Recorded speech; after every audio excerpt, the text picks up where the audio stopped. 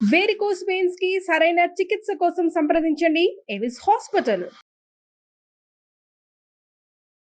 నమస్తే రమగారు. నమస్తే చెయ్య. రమగారు, ఏదైనా మంచి కథ చెప్తారు? అగ్ని పరీక్ష చెప్తా. పూర్వం అట ఒక పురందర నగరం అనే ఒక రాజ్యం ఉండేది. పురందర రాజ్యం. రాజుగారికి లేక లేక ఒక కూతురట. ఆ రాజ్యము భూమండలానికి ఒక చివరి ఉండేది.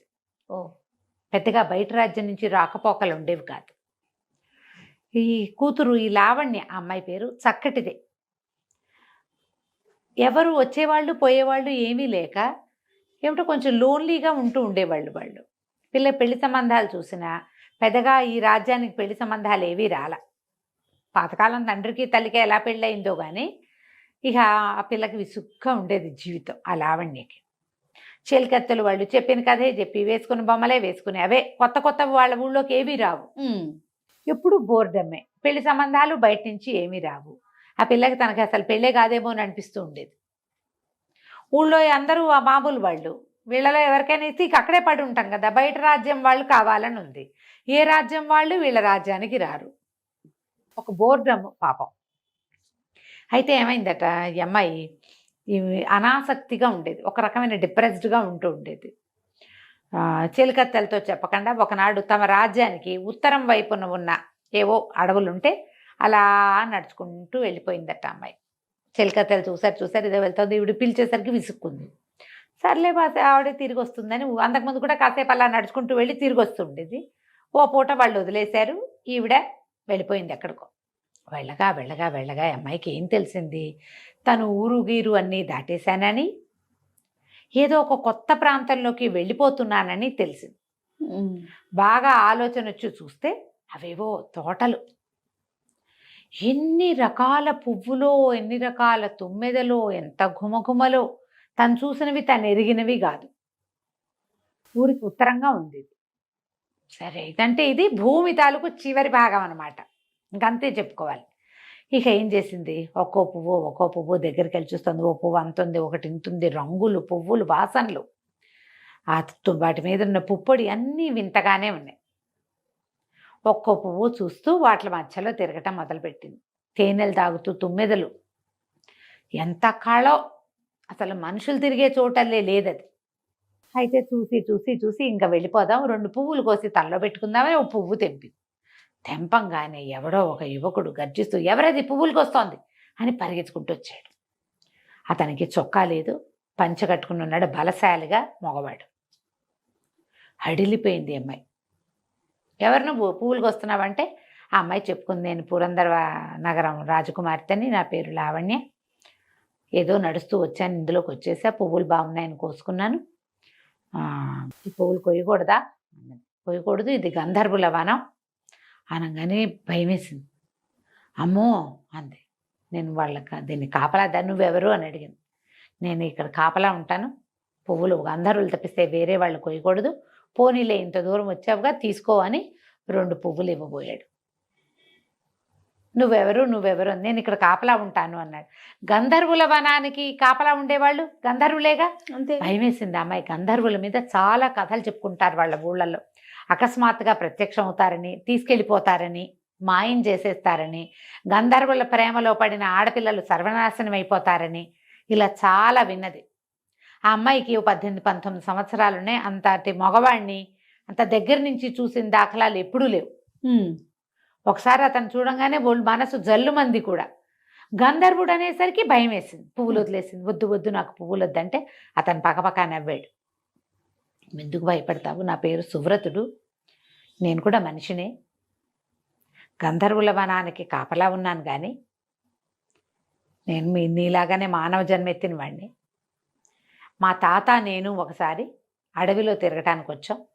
దీని తర్వాత అంటే ఈ పురందర నగరానికి అవతల పక్కగా ఉన్న నగరానికి రాజుగారి మనవడు మా తాత నేను కలిసి ఇక్కడికి వచ్చాము. మా తండ్రి లేడు.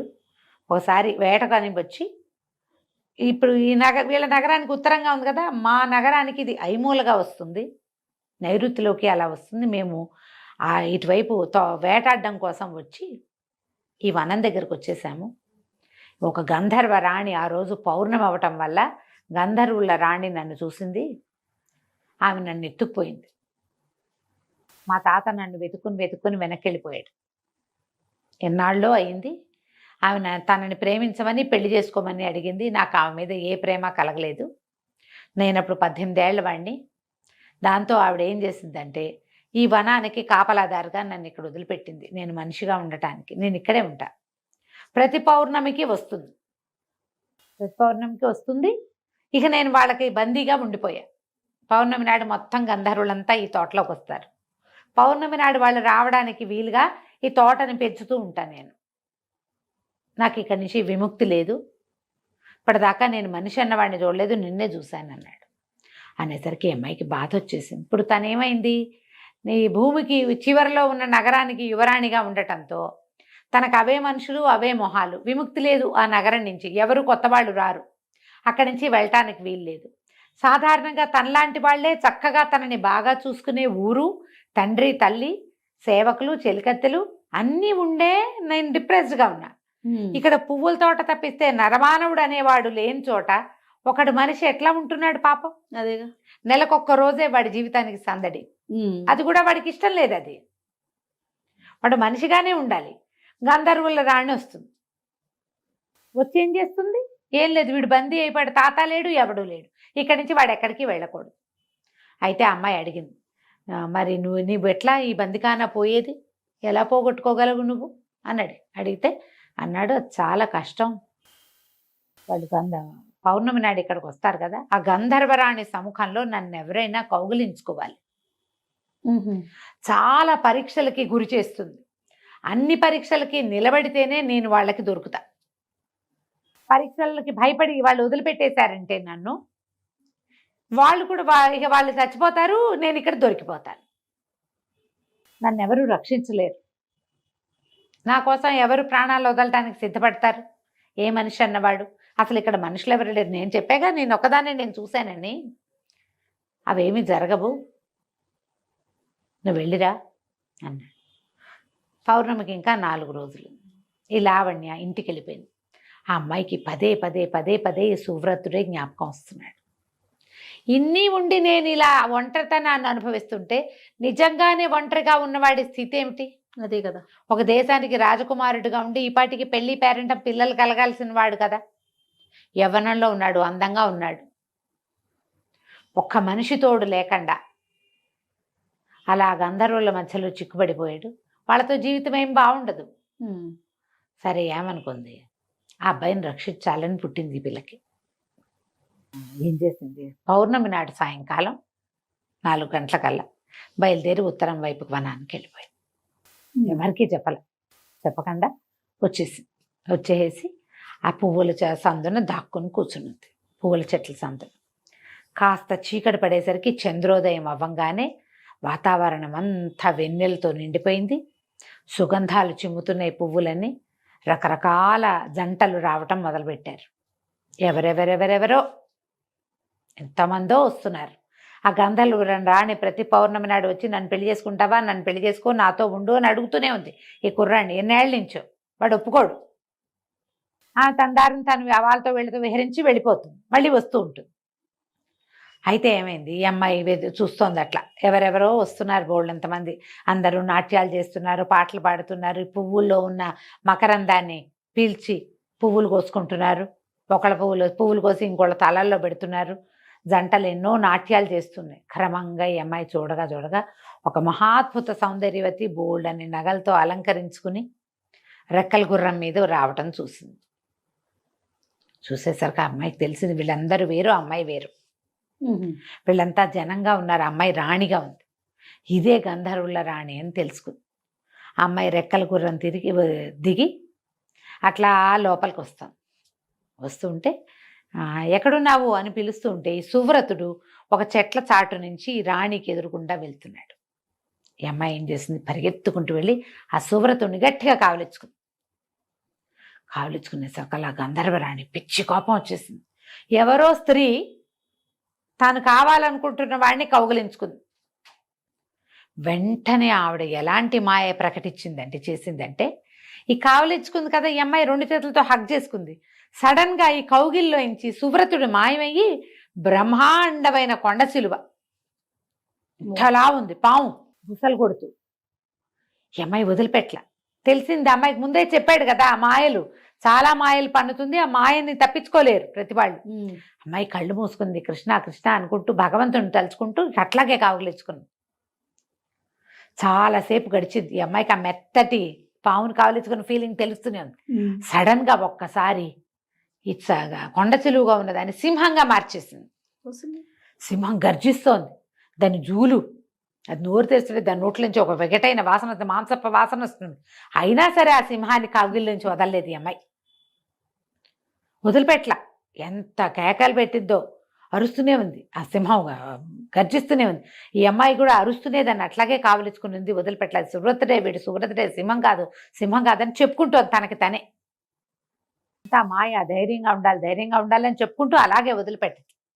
అని ఉన్నట్టుండి ఏమైందో తెలుసా, ఆ సింహం మారిపోయి కాలిపోతున్న ఒక ఇనప స్తంభంగా మారిపోయాడు ఆ సువ్రతుడు. ఆ ఇనప స్తంభాన్ని కౌగిలించుకుంటే ఎలా ఉంటుంది, కాలిపోతుంది. ఒళ్ళంతా మంటలు మండిపోతోంది, చర్మం ఉడికిపోతున్నట్టు, కండలు ఉడికిపోతున్నట్టు, లోపల వక్షస్థలం కాలిపోతోంది, చేతులు కాలిపోతున్నాయి. ఆ అమ్మాయి అలాగే దేవుడా దేవుడా అనుకుంటూ కౌగిలించుకుని వదిలిపెట్ల. చాలాసేపటికి ఆ కాలిపోతున్న ఒంటితో స్పృహ తప్పిపోయింది. స్పృహ తప్పి పడిపోయింది లావణ్య. ఆ అమ్మాయికి స్పృహ వచ్చేసరికి తన కౌగిల్లో సువ్రతుడు ఉన్నాడు, వాడికి కూడా స్పృహ లేదు. తెల్లారిపోయింది తెల్లగా. పొక్కలు మామూలుగా పువ్వులు పూసి ఉన్నాయి. ఆ తోటలో ఒక్క గంధర్వుడు లేడు. ఇది సాయంకాలం వచ్చింది అమ్మాయి, తెల్లవారేదాకా ఇక్కడే ఉంది. ఎప్పుడైతే రాత్రి 12 గంటల వేళ యువరాణి ఇంటికి చేరలేదు అని తెలిసిందో, రాజు కొంతమంది భటులు వెతుక్కుంటూ వచ్చారు. వచ్చేసరికల్లా ఇక్కడ ఈ స్పృహ తప్పి పడి ఉన్న రాకుమార్తె, ఆమె కౌగిల్లో ఉన్న సువ్రతుడు కూడా కనపడ్డారు వాళ్ళకి. వాళ్ళు నీళ్లు చల్లడంతో ఈ అమ్మాయికి మెలకు వచ్చింది. లేచి తండ్రిని దగ్గరికి వెళ్ళింది. తండ్రి ఆశ్చర్యపడి, ఎవరు ఇతను, ఇక్కడికి ఎందుకు వచ్చావు, ఎలా వచ్చావు ఏంటంటే, అప్పుడు ఈ సువ్రతుడి జరిగిందంతా చెప్పాడు.